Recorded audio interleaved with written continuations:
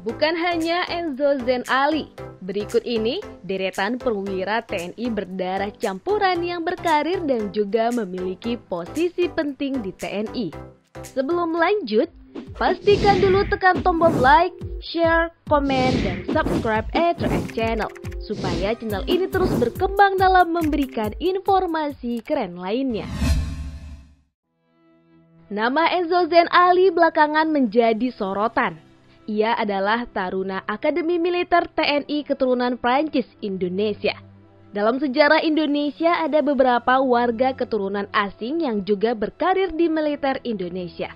Bahkan sukses dan memiliki posisi penting di TNI. Siapa sajakah mereka? Simak video ulasan berikut ini. 1. Kapten CZI Anumerta Pierre Andreas Tendean.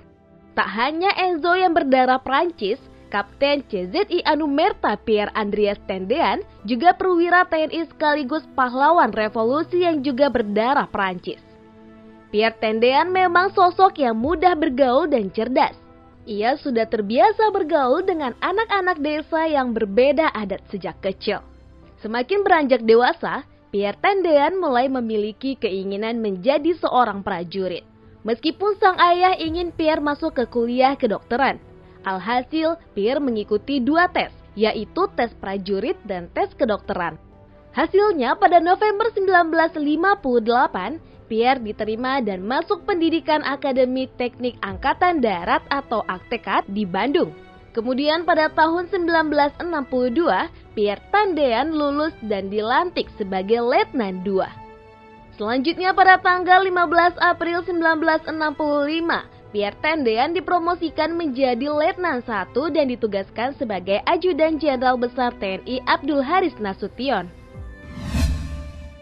2. Letnan Kolonel Infanteri Purnawirawan Muhammad Ijon Jambi. Letnan Kolonel Infanteri Purnawirawan Muhammad Ijon Jambi merupakan anggota TNI berdarah Belanda. Pria bernama asli Rokus Bernardus Visser ini punya jasa besar untuk Indonesia. Salah satunya mendirikan Komando Pasukan Khusus atau Kopassus. Visser muda bergabung dengan tentara Belanda yang mengungsi ke Inggris. Tapi rupanya Visser lebih tertarik menjadi pasukan tempur. Ia ikut bergabung dalam operasi Market Garden yang dilakukan sekutu untuk merebut Belanda tahun 1944. Setelah itu Visser ikut melakukan operasi amfibi bersama pasukan sekutu.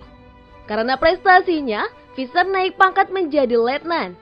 Pemerintah Belanda mengirimnya ke Indonesia ketika Jepang kalah dan Belanda ingin berkuasa kembali.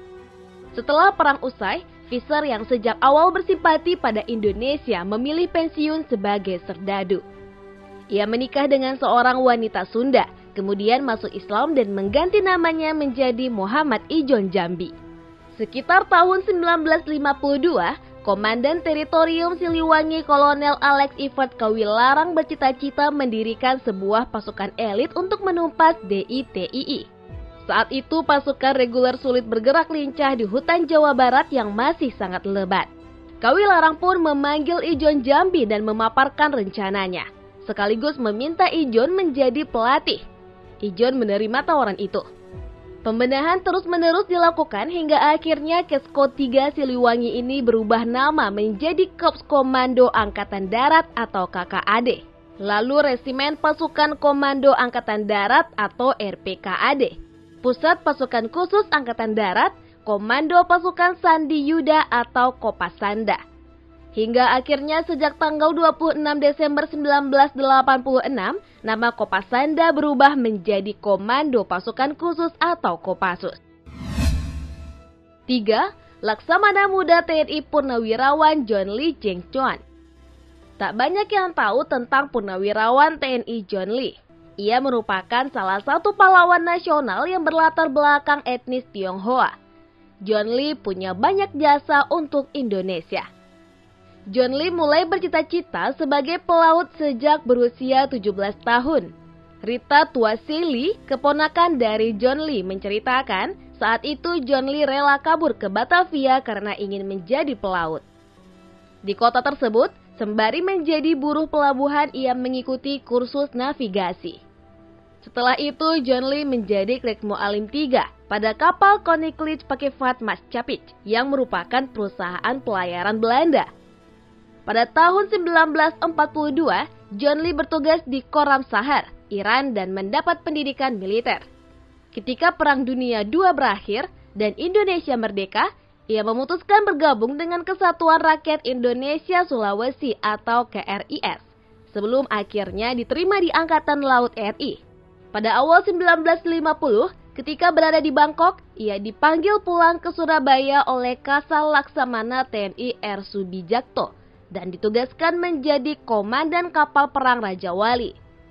Pada masa berikutnya, ia aktif dalam penumpasan Republik Maluku Selatan di Maluku dan PRRI Permesta. Ia mengakhiri pengabdiannya di TNI Angkatan Laut pada Desember 1966 dengan pangkat terakhir Laksamana Muda.